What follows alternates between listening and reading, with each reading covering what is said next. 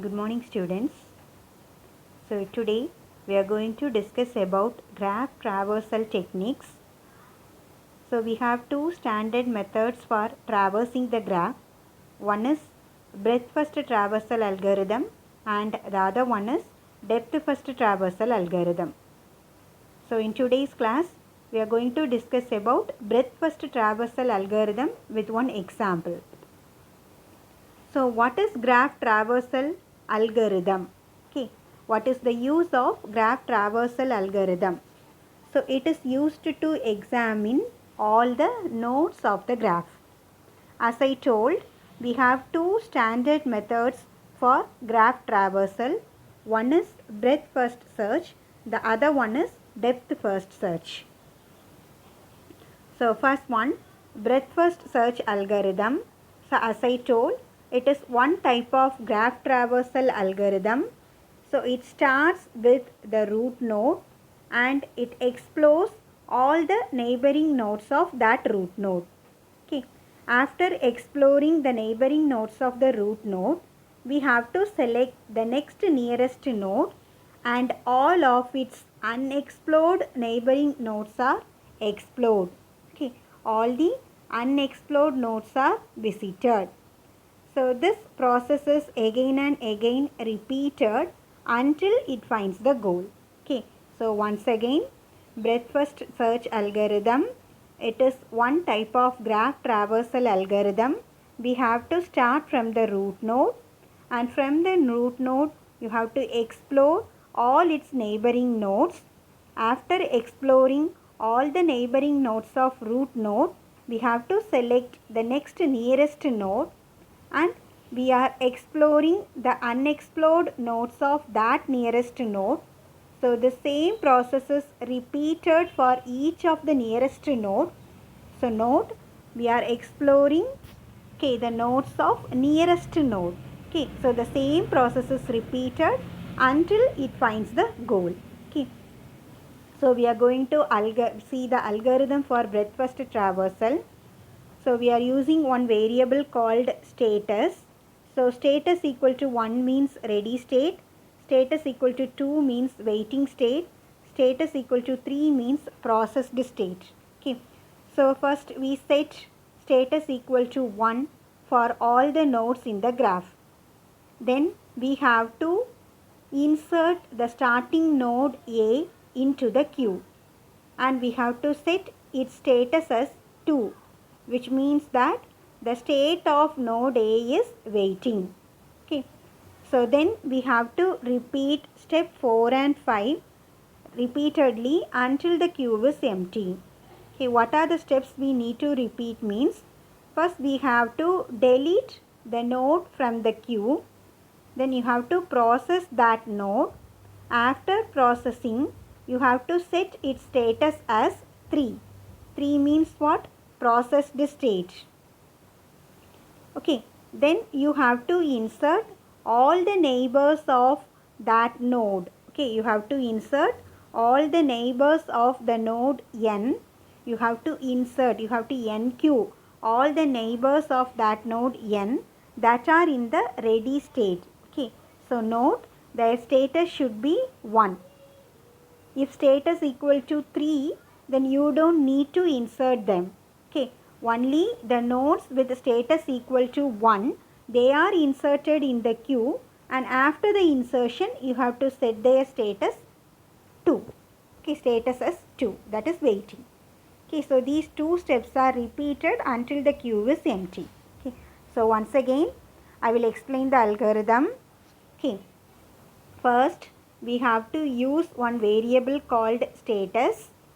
So first we set status equal to 1, that is ready state for all the nodes in the graph. Then you have to insert the first node, that is the root node A.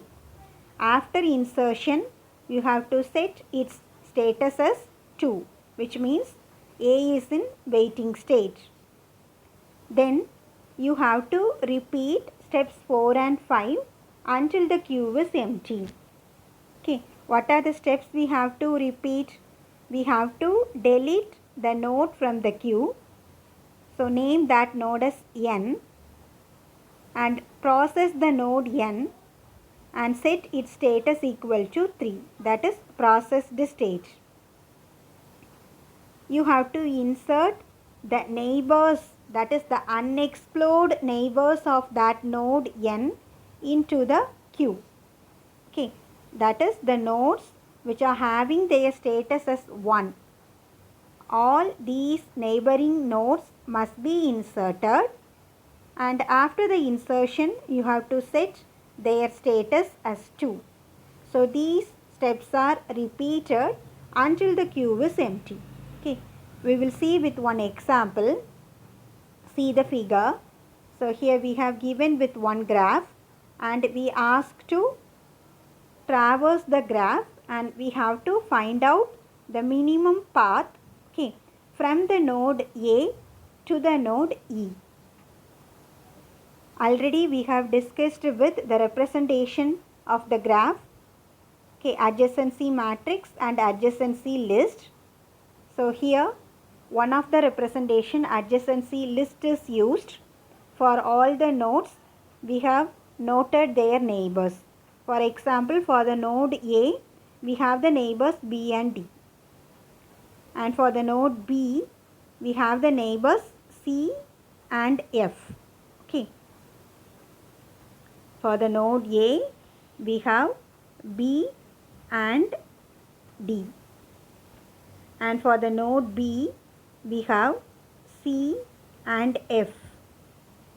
For the node C you have E and G. Okay, so like that the neighbors are noted. Okay, so we are using two different queues. They are named as Q1 and Q2.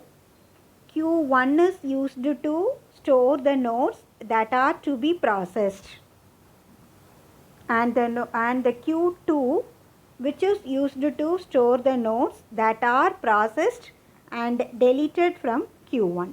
Okay, so we have two queues, Q1 and Q2. What is the use of Q1? It is used to store the nodes that are going to be processed. What is the use of Q2? It is used to store the nodes that are processed, that is the nodes that are deleted from Q1. Okay, so we will start with the root node A, and the A is added into Q, and initially Q2 is null. Okay, so this is my first step. So we have to start from the root node. The root node is inserted in Q1 and initially Q2 is null. Okay. So in the second step we have only one node in Q1. So it is deleted. Okay, you have to delete the node A from Q1. After deletion it will be added into Q2. You have to add the neighbors of A into Q1. Okay, so this is the second step. So once again, in the previous step in Q1, since I am having only one node A, in the second step that node A is deleted and the deleted node is inserted into Q2, and you have to note the adjacent nodes of A, that is the neighbors of A, to Q1. Okay, so that's about the second step. We move with the third step. Okay, so now in the previous step I am having two elements in Q1. What are they? B and D. So we have to delete the first neighboring node, that is B is deleted. Okay, so B is deleted and the deleted node should be added into Q2. Already I am having the element A in Q2, so we have to add B also in Q2. Okay, so then you have to add the neighbors of B. Okay, the neighbors of B to Q1. Okay, so that is Already I am having the node D in Q1. With D, you have to add another two neighbors of the node B, that is C and F. Now Q1 contains DCF and Q2 is A comma B. Can you tell me my next step? So which node I have to delete? So the node which I am going to delete is D. Okay, so D is going to be deleted. So once the node is deleted, what is my next step? It should be added into Q2. After the node is inserted into Q2, you have to add the neighbors of D, okay, to Q1. So I am having only one neighbor for D, it is F. Okay, since it is already in Q1, you don't need to insert it again. Okay, so the neighbor of D is only F, and that node F is already inserted in Q1, so you don't need to reinsert again, so just leave it. Okay, so now Q1 contains the elements CF and Q2 contains the elements ABD. So in the next step, I have to delete the node C. Okay, so C is, I am going to delete the element C.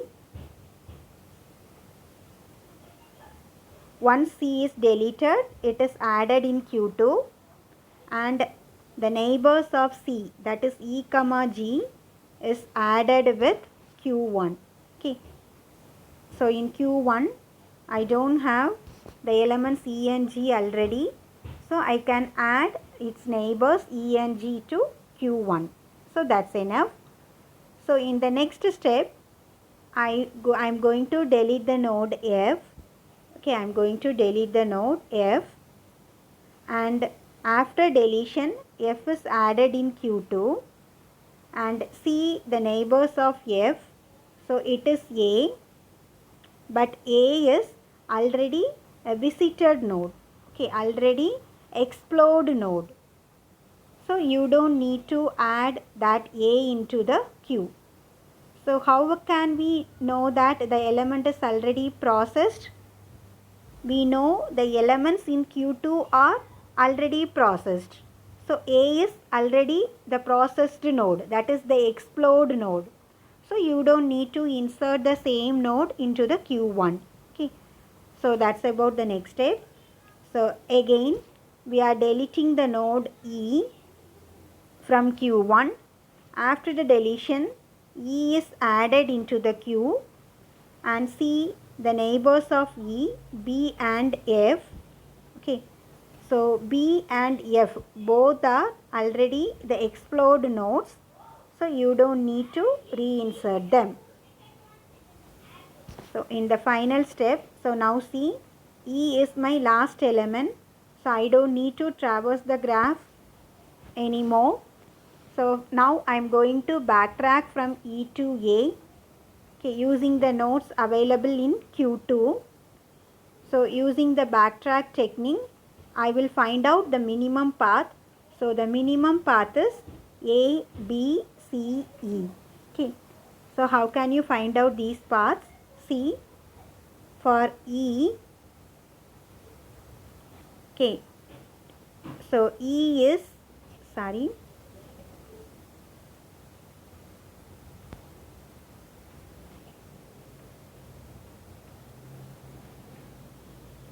see, E is the neighbor of C. Okay, E is the neighbor of C, and C is the neighbor of B, and B is the neighbor of A.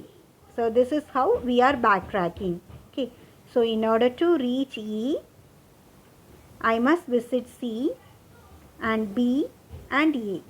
So this is called backtracking, and using the backtracking we can find out the minimum path. It is A, B, C, E. So this is the breadth first traversal, okay, of the given graph.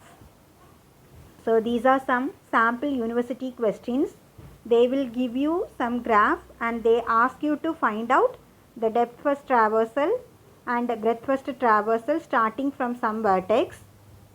So this is also another one university question.